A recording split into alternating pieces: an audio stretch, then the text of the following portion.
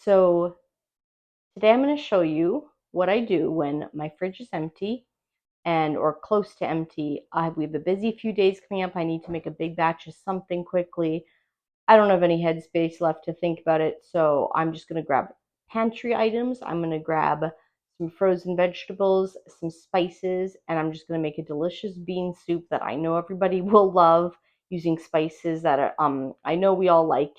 And this will take 2 minutes to throw into the Instapot. Let's do it. So this is definitely not a recipe. This is what I do when I just, again, have no bandwidth left to think about it, and I know my family will be fine with this. So I have some beluga lentils I pulled out of the cupboard, just some black lentils. Any lentils could work.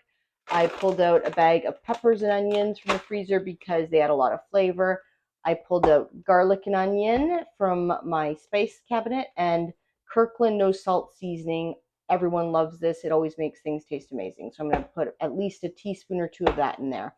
I have 2 cans of salt-free diced tomatoes, and I have 4 cans of a variety of beans. They're not all salt-free because I can't get them all salt-free, but that would be definitely ideal, and we strive for that whenever I can. But I'm literally just going to dump all these canned ingredients in a pot without draining them, and I'll show you how I finish up the rest. Okay, so I have 4 cans of beans and 2 cans of salt-free diced tomatoes in here.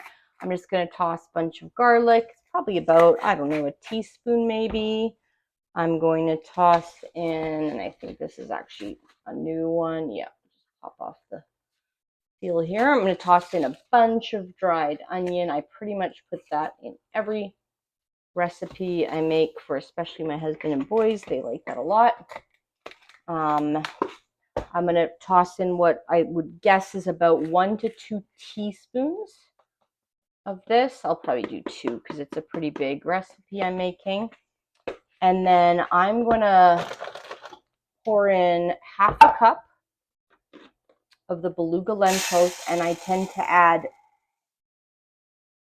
3 times as much water as lentils. So I'm going to go grab 1.5 cups water, toss that in there, and then I'll just throw in the peppers as well, the frozen pepper. All right, so really quickly, I have not even stirred this. You don't really need to.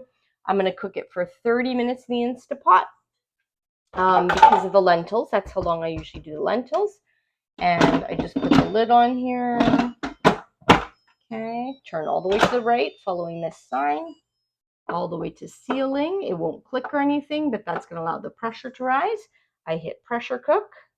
It's about the only function I use on this other than when I make yogurt, but only pressure cook, and then I just hit the plus sign until we're at 30 minutes. I'm going to leave this, forget about it, go do everything else I need to do because I have a crazy week, and I'm going to put out some containers here so I'm ready to scoop this out when it naturally pressure releases. So it's going to come to pressure, cook 30 minutes, cool off and naturally pressure release, and then I'll open it up and show you what it looks like. Okay, so we're fully pressure released here.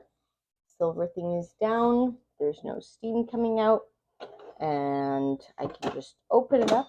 It locks when it's under pressure, so you can't open it when it's still under pressure.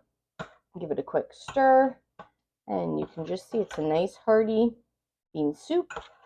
There are the lentils. It smells great, actually. That Kirkland seasoning always, the no salt seasoning, makes it taste great, along with the tomatoes, garlic, and onion. But even Mrs. Dash seasoning blends, anything like that works really well. I throw those into soups all the time. There we go. So I'm going to fill up a whole bunch of containers here and put it in the fridge once it cools, and we'll just be able to eat from that for the next couple of days.